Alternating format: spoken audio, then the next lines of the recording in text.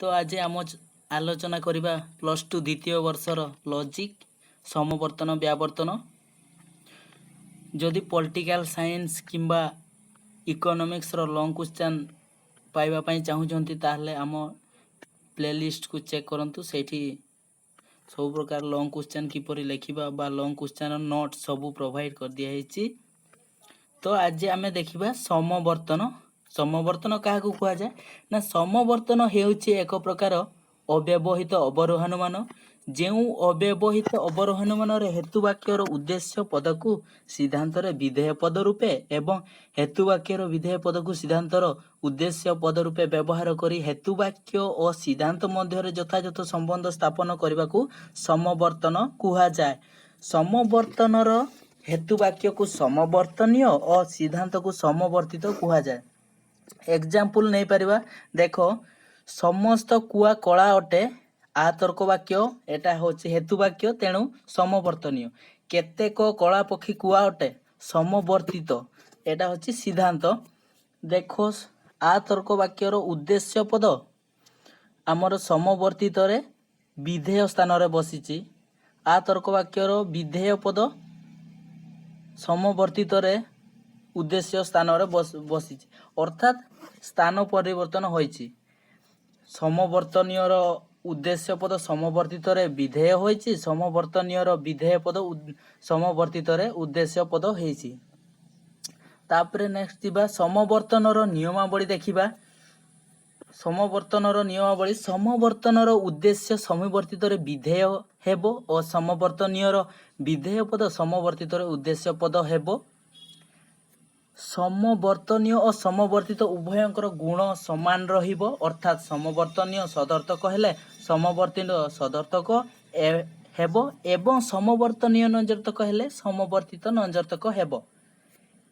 जेउ पद समवर्तनीय रे अव्याप्त हेबो ताहा समवर्तित रे व्याप्त होई परिबो नाही अर्थात जेउ पद हेतु वाक्य रे व्याप्त होई नथिबो ताहा सिद्धांत रे व्याप्त होई परिबो नाही। एठी केतेक एग्जांपल देखिनबा।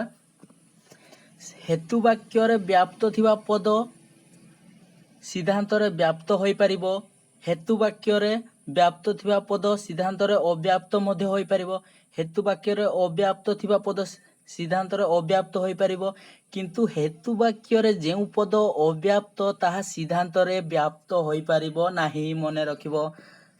वर्तमान समवर्तन उपरोक्त नियम को प्रयोग करी आ तर्क वाक्य ए तर्क वाक्य ई तर्क वाक्य ओ तर्क वाक्य गुड़िकर समवर्तन करा जाय पारिबो। देखिबा गोटिए गोटिए करी समवर्तन करिबा। देखिबा प्रथमे आ तर्क वाक्यर समवर्तन करिबा। उदाहरण आ समस्त कुआ कला अटे समवर्तनीय एटा होची हमर हेतु वाक्य। ई तर्क वाक्य केतेक कला पक्षी कुआ अटे एटा होची हमर समवर्तित एटा सिद्धांत। देखो पिला माने आ तर्क वाक्यर समवर्तित रूप सबु बेले ई ही आसीबो। नियम को प्रयोग करिबा एटारे केतोटी नियम थिला ना 3 गोटी नियम रहिची। 3 गोटी नियम को गोटिए गोटिए करी प्रयोग करी देखिबा। ना प्रथम नियम अनुसार समवर्तनीय उद्देश्य पद केटा कुआ समवर्तित रे विधेय पद होईची।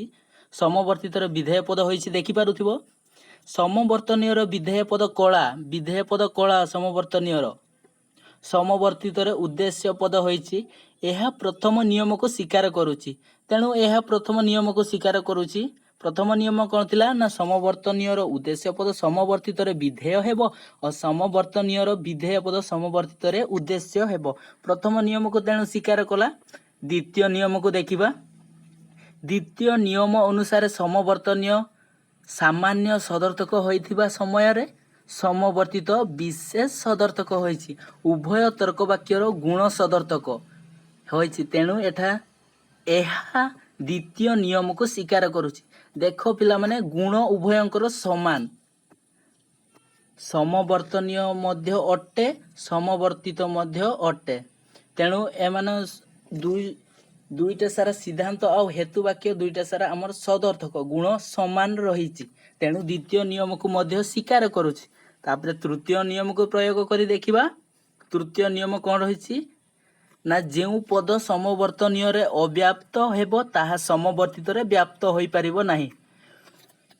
पिला माने जदि व्याप्त अव्याप्त बुझी पारनो मते कमेंट सेक्शन रे कमेंट करो। मु परवर्ती वीडियो रे केउ पद केउ तर्क वाक्य रे केउ पद व्याप्त किंबा अव्याप्त ताहा मु डिटेल्स परवर्ती वीडियो रे आलोचना करबी।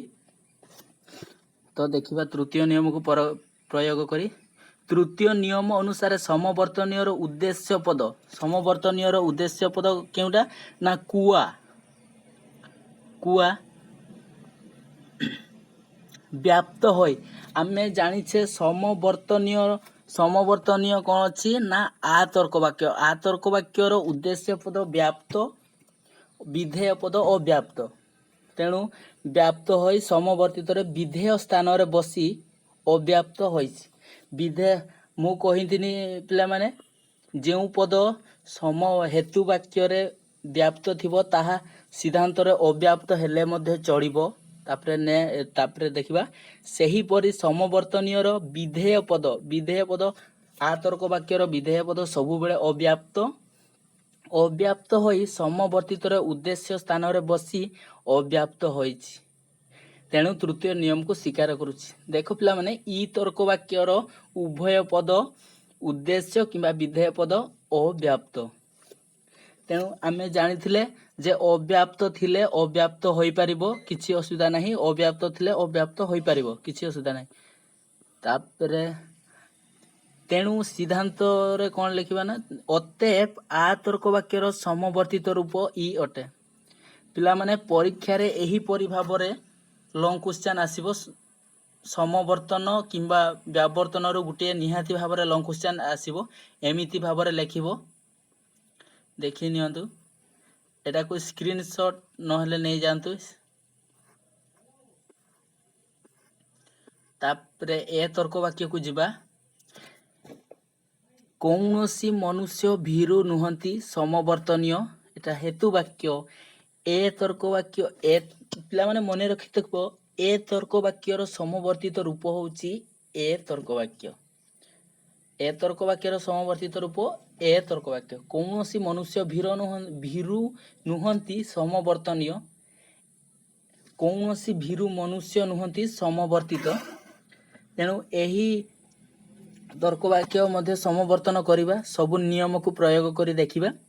प्रथम नियम अनुसार समवर्तनीय उद्देश्य पद मनुष्य समवर्तित रे विधेय स्थान रे बसिछि। असमवर्तनीय विधेय पद भीरु समवर्तित रे उद्देश्य स्थान रे बसिछि। तेणु यह प्रथम नियम को स्वीकार करुछि। द्वितीय नियम को देखिबा।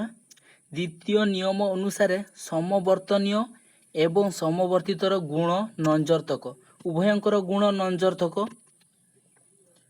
होइछि। कारण उभय ए तर्क वाक्य अटे अर्थात गुण समान रहिछि। तेणु यह द्वितीय नियम को मध्य स्वीकार करुछि। आमे नियम रे कोन पढ़िथिले ना गुण समान रहिबो। तेणु यह द्वितीय नियम को मध्य स्वीकार करुछि। तापर तृतीय नियम को जिबा पिला माने तृतीय नियम अनुसार समवर्तनीय उद्देश्य पद व्याप्त होई समवर्तित रे विधेय पद स्थान रे बसी व्याप्त होइछि। मने रखियो पिला माने ए तर्क वाक्यर उभय उद्देश्य किंबा विधेय उभय पद व्याप्त होइथाय व्याप्त। तेणु व्याप्त होई समवर्तित रे विधेय पद स्थान रे बसी व्याप्त होइछि। सही परि समवर्तनीय विधेय पद व्याप्त होई समवर्तित रे उद्देश्य स्थान रे बसी व्याप्त होइछि। तेणु यह तृतीय नियम को मध्य स्वीकार करुछि। अतएव ए तर्क वाक्यर समवर्तित रूप ए अटे। एठी देखि पारुथिबो एठी व्याप्त अव्याप्त कथा आउथरे देखिबा। आम उद्देश्य पद आम सॉरी ए तर्क वाक्यर उभय पद होछि व्याप्त। तेणु ए तर्क वाक्यर सॉरी समवर्तनीय उद्देश्य पद जोंटा कि मनुष्य समवर्तित रे विधेय स्थान रे बसी व्याप्त होइछि। एटा मध्य ए तर्क वाक्य उभय पद व्याप्त। समवर्तनीय विधेय पद जोंटा कि भीरु समवर्तित रे ଉଦ୍ଦେଶ୍ୟ ସ୍ଥାନରେ ବସି ବ୍ୟାପ୍ତ ହୋଇଛି। ତେଣୁ ତୃତୀୟ ନିୟମକୁ ମଧ୍ୟ ସ୍ୱୀକାର କରୁଛି। ତେଣୁ ଏ ତର୍କ ବାକ୍ୟର ସମବର୍ତ୍ତିତ ରୂପ ଏ ଅଟେ। ଦେଖିନେବ ପିଲା, ଏହିପରି ଲଙ୍ଗ କ୍ୱେଶ୍ଚନ୍ ଲେଖିବ, ଫୁଲରୁ ଫୁଲ ମାର୍କ ପାଇବ।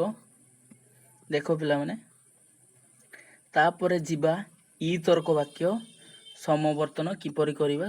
ସମବର୍ତ୍ତିତ ରୂପ କ'ଣ? ଇ ତର୍କ ବାକ୍ୟର ମଧ୍ୟ ସମବର୍ତ୍ତିତ ରୂପ ଇ ଅଟେ। ମନେ ରଖିବ ପିଲାମାନେ, ଇ ତର୍କ ବାକ୍ୟର ଉଭୟ ପଦ ଉଦ୍ଦେଶ୍ୟ କିମ୍ବା ବିଧେୟ ପଦ ଉଭୟ ପଦ ହେଉଛି ଅବ୍ୟାପ୍ତ। ସମବର୍ତ୍ତନୀୟ ସମବର୍ତ୍ତିତ। କେତେକ ଛାତ୍ରୀ ସାଧୁ ଅଟନ୍ତି, କେତେକ ସାଧୁ ଛାତ୍ରୀ ଅଟନ୍ତି। ପ୍ରଥମ ନିୟମକୁ ପ୍ରୟୋଗ କରି ଦେଖିବା।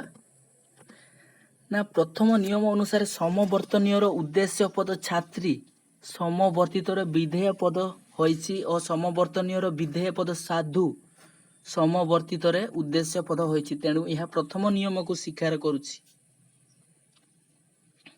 ଦ୍ୱିତୀୟ ନିୟମକୁ ପ୍ରୟୋଗ କରି ଦେଖିବା। ଦ୍ୱିତୀୟ ନିୟମ ଅନୁସାରେ ସମବର୍ତ୍ତନୀୟ ସମବର୍ତ୍ତିତ ମଧ୍ୟରେ ଗୁଣ ସଦର୍ଥକ ଉଭୟ ଇ ତର୍କ ବାକ୍ୟ ଅଟନ୍ତି ଗୁଣ ସଦର୍ଥକ ହୋଇଛି। କାରଣ ଉଭୟ ଇ ତର୍କ ବାକ୍ୟ ଅଟେ, ତେଣୁ ଉଭୟଙ୍କର ଗୁଣ ସମାନ ରହିଛି। ତେଣୁ ଏହା ଦ୍ୱିତୀୟ ନିୟମକୁ ମଧ୍ୟ ସ୍ୱୀକାର କରୁଛି। ତୃତୀୟ ନିୟମକୁ ପ୍ରୟୋଗ କରି ଦେଖିବା। ବ୍ୟାପ୍ତ ଅବ୍ୟାପ୍ତ କଥା। ତୃତୀୟ ନିୟମ ଅନୁସାରେ ସମବର୍ତ୍ତନୀୟର ଉଦ୍ଦେଶ୍ୟ ଓ ବିଧେୟ ପଦ ଉଭୟ ପଦ ଅବ୍ୟାପ୍ତ ହୋଇ ସମବର୍ତ୍ତିତର ବିଧେୟ ଓ ଉଦ୍ଦେଶ୍ୟ ପଦ ସ୍ଥାନରେ ବସି ମଧ୍ୟ ଅବ୍ୟାପ୍ତ ହୋଇଛି। କାରଣ ଇ ତର୍କ ବାକ୍ୟର ସମସ୍ତ ପଦ ଅବ୍ୟାପ୍ତ, ତେଣୁ ଏହା ତୃତୀୟ ନିୟମକୁ ମଧ୍ୟ ସ୍ୱୀକାର କରୁଛି। ଇ ତର୍କ ବାକ୍ୟର ସମବର୍ତ୍ତିତ ରୂପ ଇ ଅଟେ। ଦେଖ ପିଲାମାନେ, ଅବ୍ୟାପ୍ତ ଥିଲେ ତାହା ଅବ୍ୟାପ୍ତ ହୋଇପାରିବ, କିନ୍ତୁ ଅବ୍ୟାପ୍ତ ଥାଇ ବ୍ୟାପ୍ତ କେବେ ହୋଇପାରିବ ନାହିଁ। ତେଣୁ ଇ ତର୍କ ବାକ୍ୟର ସମବର୍ତ୍ତିତ ରୂପ ଇ ତର୍କ ବାକ୍ୟ ଅଟେ। ତାପରେ ଦେଖିବା ପିଲାମାନେ, ଅତର୍କ ବାକ୍ୟର ସମବର୍ତ୍ତନ କରି ଦେଖିବା। କିନ୍ତୁ ଅତର୍କ ବାକ୍ୟର ସମବର୍ତ୍ତନ ସମ୍ଭବ ନୁହେଁ। ଅତର୍କ ବାକ୍ୟର ଟ୍ରାଏ କରି ଦେଖିବା ପିଲାମାନେ। ଅତର୍କ ବାକ୍ୟ କେତେକ ଛାତ୍ରୀ ଅସାଧୁ ନୁହନ୍ତି, କେତେକ ଅସାଧୁ ଛାତ୍ରୀ ନୁହନ୍ତି। ଏହି ଅତର୍କ ବାକ୍ୟକୁ ସମବର୍ତ୍ତନ କରିବାକୁ ଚେଷ୍ଟା କଲେ ଜଣାପଡ଼େ ଯେ ଏହାର ସମବର୍ତ୍ତିତ ରୂପ ସମ୍ଭବ ନୁହେଁ। ମନେ ରଖିଥିବ। ପ୍ରଥମ ନିୟମ ଅନୁସାରେ ଆମେ ଚେଷ୍ଟା କରିବା ପିଲାମାନେ, ଅତର୍କ ବାକ୍ୟ କାହିଁକି ସମ୍ଭବ ହେଲା ନାହିଁ। ପ୍ରଥମ ନିୟମ ଅନୁସାରେ ସମବର୍ତ୍ତନୀୟର ଉଦ୍ଦେଶ୍ୟ ପଦ ଛାତ୍ରୀ। ଦେଖ ପିଲାମାନେ, ସମବର୍ତ୍ତନୀୟର ଉଦ୍ଦେଶ୍ୟ ପଦ ଛାତ୍ରୀ ସମବର୍ତ୍ତିତରେ ବିଧେୟ ସ୍ଥାନରେ ବସିଛି, ତେଣୁ ଏଟା ଠିକ ଅଛି। ଆଉ ସମବର୍ତ୍ତନୀୟର ବିଧେୟ ପଦ ଅସାଧୁ ସମବର୍ତ୍ତିତରେ ଉଦ୍ଦେଶ୍ୟ ସ୍ଥାନରେ ବସିଛି, ତେଣୁ ପ୍ରଥମ ନିୟମକୁ ସ୍ୱୀକାର କରୁଛି। ତାପରେ ଦ୍ୱିତୀୟ ନିୟମକୁ ଦେଖିବା। ଦ୍ୱିତୀୟ ନିୟମ ଅନୁସାରେ ଉଭୟଙ୍କର ଗୁଣ ନଞ୍ଜର୍ଥକ। ଦେଖନ୍ତୁ, ନୁହନ୍ତି ଉଭୟଙ୍କର ଗୁଣ ନଞ୍ଜର୍ଥକ, ତେଣୁ ଦ୍ୱିତୀୟ ନିୟମକୁ ମଧ୍ୟ ସ୍ୱୀକାର କରୁଛି। ତାପରେ ତୃତୀୟ ନିୟମ ବ୍ୟାପ୍ତ ଅବ୍ୟାପ୍ତ କଥା ଦେଖିବା। ତୃତୀୟ ନିୟମ ଅନୁସାରେ ମନେ ରଖିବା ପିଲାମାନେ, ଅତର୍କ ବାକ୍ୟର ଉଦ୍ଦେଶ୍ୟ ପଦ ଅବ୍ୟାପ୍ତ, ବିଧେୟ ପଦ ହେଉଛି ବ୍ୟାପ୍ତ। ତେଣୁ ସମବର୍ତ୍ତନୀୟର ଉଦ୍ଦେଶ୍ୟ ପଦ ଛାତ୍ରୀ ଅବ୍ୟାପ୍ତ ହୋଇ ସମବର୍ତ୍ତିତରେ ବିଧେୟ ସ୍ଥାନରେ ବସି ବ୍ୟାପ୍ତ ହୋଇଛି। ତେଣୁ ଏଇଠି ପିଲାମାନେ ଦେଖ, ଏଇଠି ଆମର ନିୟମକୁ ଲଙ୍ଘନ କଲା। କହିଥିଲି ପିଲାମାନେ, ଅବ୍ୟାପ୍ତ ହୋଇଥିବା ପଦ କେବେ ବି ବ୍ୟାପ୍ତ ହୋଇପାରିବ ନାହିଁ। ତେଣୁ ଛାତ୍ରୀଟି ଅବ୍ୟାପ୍ତ ଥିଲା, କିନ୍ତୁ ଆମର ସମବର୍ତ୍ତିତରେ ବ୍ୟାପ୍ତ ହେଲା। ଏହା ସ୍ୱୀକାର କଲା ନାହିଁ, ଏହା ତୃତୀୟ ନିୟମକୁ ସ୍ୱୀକାର କଲା ନାହିଁ। ତେଣୁ ଅତର୍କ ବାକ୍ୟର ସମବର୍ତ୍ତନ ରୂପ ସମ୍ଭବ ନୁହେଁ। ତାପରେ ନେକ୍ସଟ ଯିବା ପିଲାମାନେ।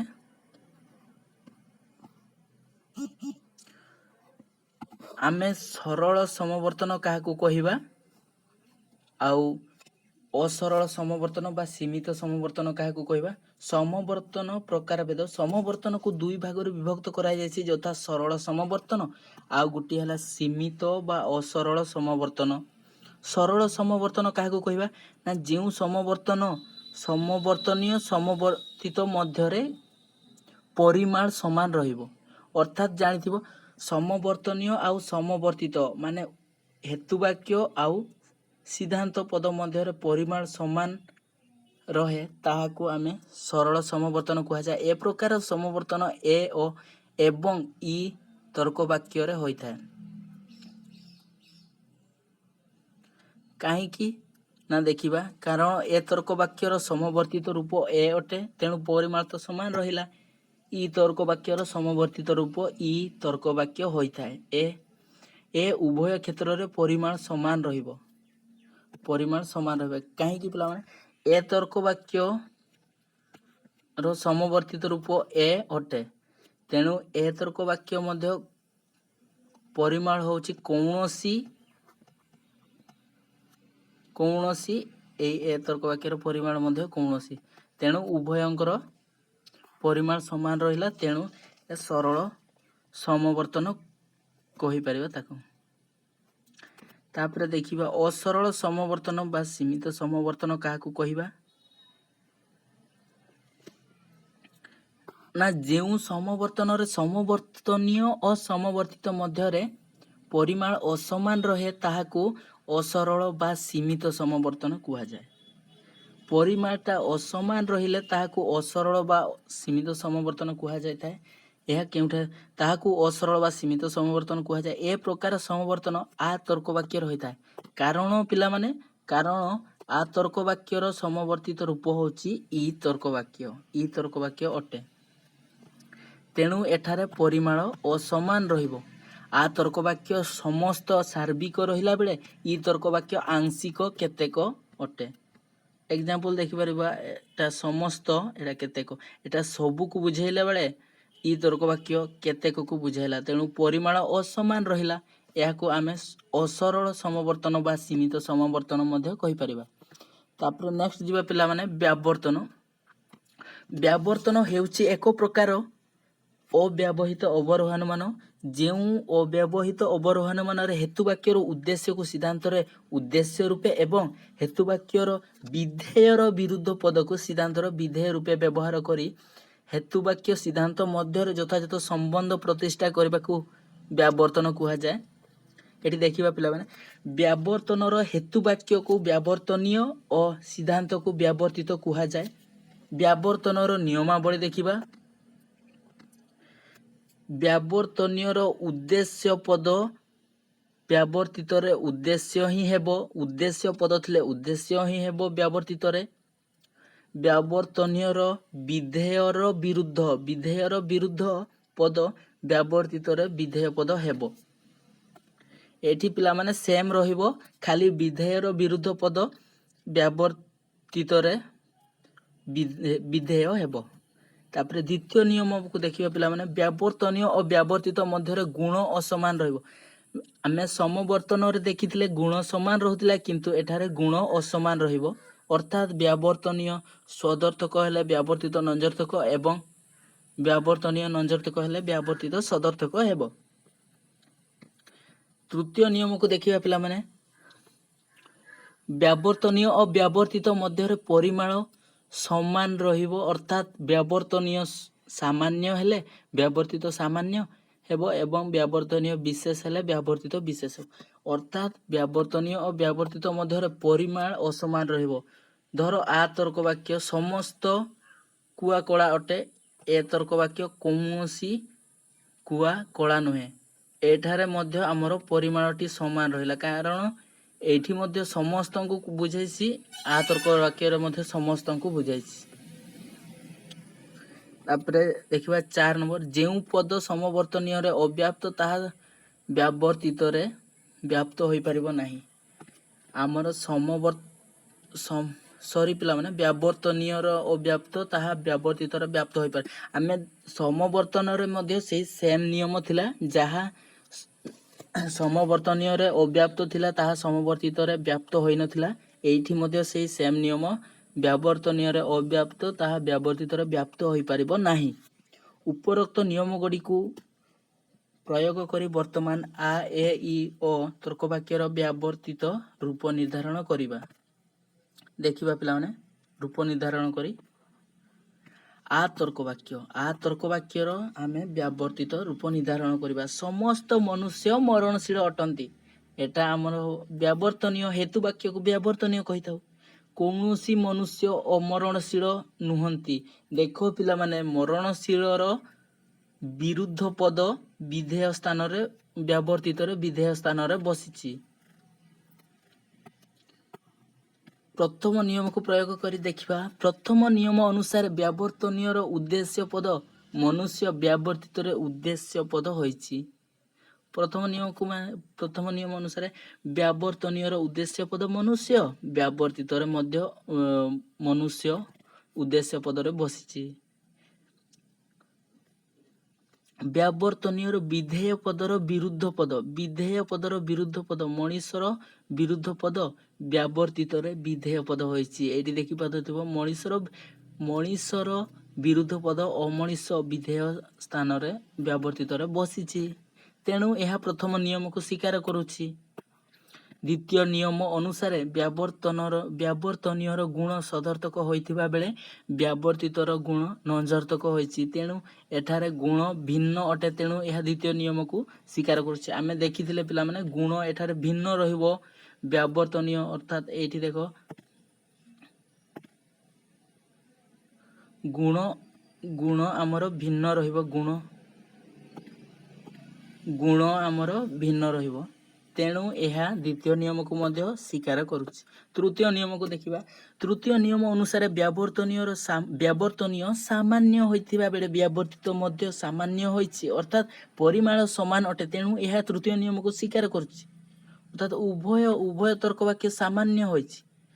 କୌଣସି ମଧ୍ୟ ସାମାନ୍ୟ ଆଉ ସମସ୍ତ ମଧ୍ୟ ସାମାନ୍ୟ।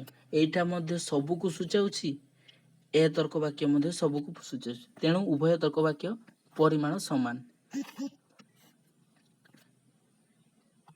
ତେଣୁ ଆମର ତୃତୀୟ ନିୟମକୁ ମଧ୍ୟ ସ୍ୱୀକାର କଲା।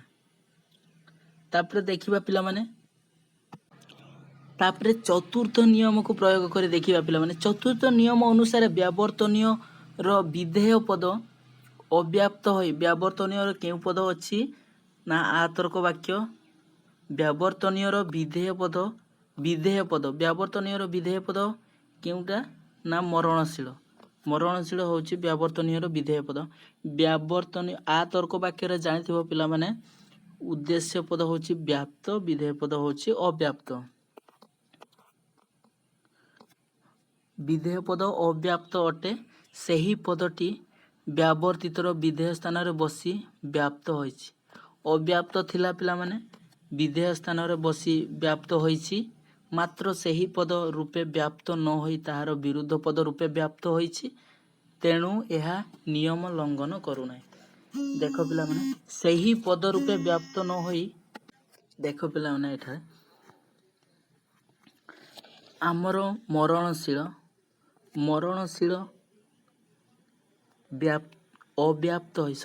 ଅବ୍ୟାପ୍ତ ହୋଇ ବ୍ୟାବର୍ତ୍ତିତର ବିଧେୟ ସ୍ଥାନରେ ବସି ବ୍ୟାପ୍ତ ହୋଇଛି। ଏଇଟା ଆମର ମୌଳିକ ନିୟମକୁ ଲଙ୍ଘନ କରିବ ନାହିଁ। କାହିଁକି ନା ଏଠାରେ ସେହି ପଦ ରୂପେ ବ୍ୟାପ୍ତ ନ ହୋଇ ତାହାର ବିରୁଦ୍ଧ ପଦ ରୂପେ ବ୍ୟାପ୍ତ ହୋଇଛି। ତେଣୁ ଏଠାରେ ନିୟମ ଲଙ୍ଘନ କରୁନାହିଁ। ତେଣୁ ବ୍ୟାବର୍ତ୍ତନର ସମସ୍ତ ନିୟମକୁ ପାଳନ କରୁଥିବାରୁ ଆ ତର୍କ ବାକ୍ୟର ବ୍ୟାବର୍ତ୍ତିତ ରୂପ ଏ ଅଟେ। ମନେ ରଖିଥିବ ଆ ତର୍କ ବାକ୍ୟର ବ୍ୟାବର୍ତ୍ତିତ ରୂପ ଏ ଅଟେ। ଏ ତର୍କ ବାକ୍ୟକୁ ଦେଖିବା। କୌଣସି ହରିଣ ମାଂସାଶୀ ନୁହନ୍ତି ବ୍ୟାବର୍ତ୍ତନୀୟ। ସମସ୍ତ ହରିଣ ଅମାଂସାଶୀ ଅଟନ୍ତି ବ୍ୟାବର୍ତ୍ତିତ। ପ୍ରଥମ ନିୟମକୁ ପ୍ରୟୋଗ କରି ଦେଖିବା। ପ୍ରଥମ ନିୟମ ଅନୁସାରେ ବ୍ୟାବର୍ତ୍ତନୀୟର ଉଦ୍ଦେଶ୍ୟ ପଦ ହରିଣ ବ୍ୟାବର୍ତ୍ତିତରେ ଉଦ୍ଦେଶ୍ୟ ସ୍ଥାନରେ ବସିଛି। ଆଉ ବ୍ୟାବର୍ତ୍ତନୀୟର ବିଧେୟ ପଦର ବିରୁଦ୍ଧ ପଦ ମାଂସାଶୀର ବିରୁଦ୍ଧ ପଦ ବ୍ୟାବର୍ତ୍ତିତରେ ବିଧେୟ ସ୍ଥାନରେ ବସିଛି। तेणु यह प्रथम नियम को स्वीकार करुच्ची। द्वितीय नियम को जीवा। द्वितीय नियम अनुसार व्यावर्तनीय गुण नंजर्थक होइथिबा बेले व्यावर्तितर गुण सदर्थक होइछि। तेणु एठारे गुण असमान अटे। तेणु यह द्वितीय नियम को स्वीकार करुच्ची। आमे नियम रे देखिथिले जे गुण असमान रहिबो व्यावर्तन रे। तेणु यह द्वितीय नियम को मध्य स्वीकार करुच्ची। तृतीय नियम को देखिया पिला। तृतीय नियम अनुसार व्यावर्तनीय सामान्य होइथिबा बेले व्यावर्तित मध्य सामान्य होइछि। व्यावर्तनीय सामान्य होइथिबा बेले व्यावर्तित मध्य सामान्य होइछि। अर्थात ए तर्क वाक्य कौनसी होइथिबा बेले आ तर्क वाक्य समस्त होइछि। एठी मध्य समस्त को बुझाइछि। ए तर्क वाक्य मध्य समस्त को बुझा जाइछि। तेणु परिमाण समान रही। तेणु तृतीय नियम को मध्य स्वीकार करुच्ची। चतुर्थ नियम को जेबा पिला। चतुर्थ नियम अनुसार व्यावर्तनीय उद्देश्य पद व्याप्त होई व्यावर्तित रे उद्देश्य स्थान रे बसी व्याप्त होइछि। आमे देखिथिले कोन ना व्याप्त थिले व्याप्त होई परिबो। सेही परि व्यावर्तनीय रो विधेय पद अव्याप्त होई व्यावर्तित रे विधेय स्थान रे बसी व्याप्त होइथिबारु कौनसी दोष जात हुए नाही। तेणु पिला माने व्यावर्तनर समस्त नियम को पालन करुथिबारु ए तर्क वाक्यर व्यावर्तित रूप आ अटे। ए तर्क वाक्यर व्यावर्तित रूप आ अटे। आ तर्क वाक्यर व्यावर्तित रूप ए अटे। नेक्स्ट जीवा पिला माने ई तर्क वाक्य। ई तर्क वाक्य केतेक माता निष्ठुर अटंती। ई तर्क वाक्यर व्यावर्तित रूप होचे अ तर्क वाक्य। केतेक माता अनिष्ठुर अटंती व्यावर्तित। प्रथम नियम को प्रयोग कर देखिया। प्रथम नियम अनुसार व्यावर्तनीय उद्देश्य पद माता व्यावर्तित उद्देश्य पद होइछि एवं व्यावर्तनीय विधेय पद निष्ठुर विरुद्ध पद व्यावर्तित विधेय पद होइछि। तेणु यह प्रथम नियम को स्वीकार करुछि। प्रथम नियम को स्वीकार कला। द्वितीय नियम को जीवा। द्वितीय नियम अनुसार व्यावर्तनीय गुण सदर्थक होइथिबा बेले व्यावर्तित गुण नंजर्थक होइछि। तेणु एठारे गुण भिन्न अटे। नियम रे आमे पढ़िथिले गुण भिन्न रहिबा दरकार। तेणु एठारे गुण भिन्न अटे। तेणु यह द्वितीय नियम को स्वीकार करुछि। तृतीय नियम को जीवा। तृतीय नियम अनुसार व्यावर्तनीय परिमाण विशेष होइथिबा बेले व्यावर्तितर परिमाण मध्य विशेष होइछि। देखिबा व्यावर्तनीय परिमाण विशेष माने केतेक होइथिबा बेले व्यावर्तितर मध्य केतेक होइछि। तेणु एठारे गुण समान अछि। तेणु तृतीय नियम को मध्य स्वीकार करुछि। चतुर्थ नियम को जीवा। चतुर्थ नियम अनुसार व्यावर्तनीय विधेय पद व्यावर्तनीय विधेय पद अव्याप्त अटे। सेही परि व्यावर्तनीय विधेय स्थान रे बसी व्याप्त होइछि। किंतु सेही परि रूप व्याप्त न होई ताहार विरुद्ध पद रूपे व्याप्त होइछि। अर्थात देखि पारुथिबो एठारे निष्ठुर निष्ठुर निष्ठुर रूपे न व्याप्त होई अनिष्ठुर रूपे व्याप्त होइछि। तेणु एठारे कौनसी नियम को उल्लंघन करू नाही। उल्लंघन करू नाही। व्यावर्तनर समस्त नियम को पालन करुथिबारु ई तर्क वाक्यर व्यावर्तन रूप अ तर्क वाक्य अटे। ई तर्क वाक्यर व्यावर्तन रूप अ तर्क वाक्य अटे। अ तर्क वाक्य को जीवा पिला। अतर्क वाक्य केतेक छात्र भद्र अटंती समवर्तनीय। ई तर्क वाक्य केतेक छात्र अभद्र अटंती व्यावर्तित। प्रथम नियम को प्रयोग कर देखिबा। प्रथम नियम अनुसार व्यावर्तनीय उद्देश्य पद छात्र व्यावर्तित उद्देश्य होइछि। व्यावर्तनीय विधेय पद भद्र विधेय पदर विरुद्ध पद व्यावर्तित विधेय पद होइछि अभद्र देखि पारथिबो। तेणु प्रथम नियम को स्वीकार करुछि। द्वितीय नियम को जीवा। द्वितीय नियम अनुसार व्यावर्तनीय गुण नंजर्थक होइथिबा बेले व्यावर्तितर गुण सदर्थक होइछि। गुण असमान रहिबो पिला माने देखंतु नुहंती नंजर्थक गुण अटंती सदर्थक गुण असमान रहिछि। तेणु एठारे द्वितीय नियम को मध्य स्वीकार करुछि। तृतीय नियम को दिबा। तृतीय नियम अनुसार व्यावर्तनीय परिमाण विशेष होइतिबा बेले व्यावर्तनीय परिमाण विशेष होइतिबा बेले विशेष माने केतेक होइतिबा बेले व्यावर्तितर मध्य विशेष होइछि। तेणु परिमाण समान अछि। तृतीय नियम को मध्य स्वीकार करुच्ची। चतुर्थ नियम को जीवा पिलाने चतुर्थ नियम अनुसार व्यावर्तनीय अव्याप्त पद व्यावर्तित व्याप्त होई पारिबो नाही। एठारे व्यावर्तनीय अव्याप्त होई सही पदटी व्यावर्तितर उद्देश्य स्थान रे बसी मध्य अव्याप्त होइछि, तेणु यह चतुर्थ नियम को स्वीकार करुच्ची।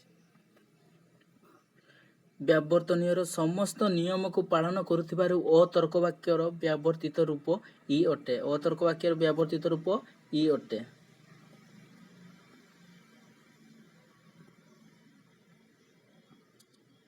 तापरे जिबा वस्तुगत व्यावर्तन। यहाँ परे आमे सबु डिटेल्स रे आलोचना करी करी जिबा। त्रिपदी जुक्ति काहाकू त्रिपदी जुक्तिर वैशिष्ट्य एही भली परीक्षा रे पढ़िले एही भली लॉन्ग क्वेश्चन लिखिबा पिला माने किछि भी डरिबार नाही। तो एही भली नोट पाइबा पई सब्सक्राइब करी रखंतु हम चैनल को। आउ पॉलिटिकल साइंस किंबा इकोनॉमिक्स रो नोट मध्य मु वीडियो करी छाडी देइछि, तेणु परवर्ती समय रे आहुरी मध्य त्रिपदी जुक्तिर नोट किंबा आहुरी जेते सबु अछि ताहा सबु डिटेल्स रे आलोचना करी करी जिबा। रहुछि, धन्यवाद।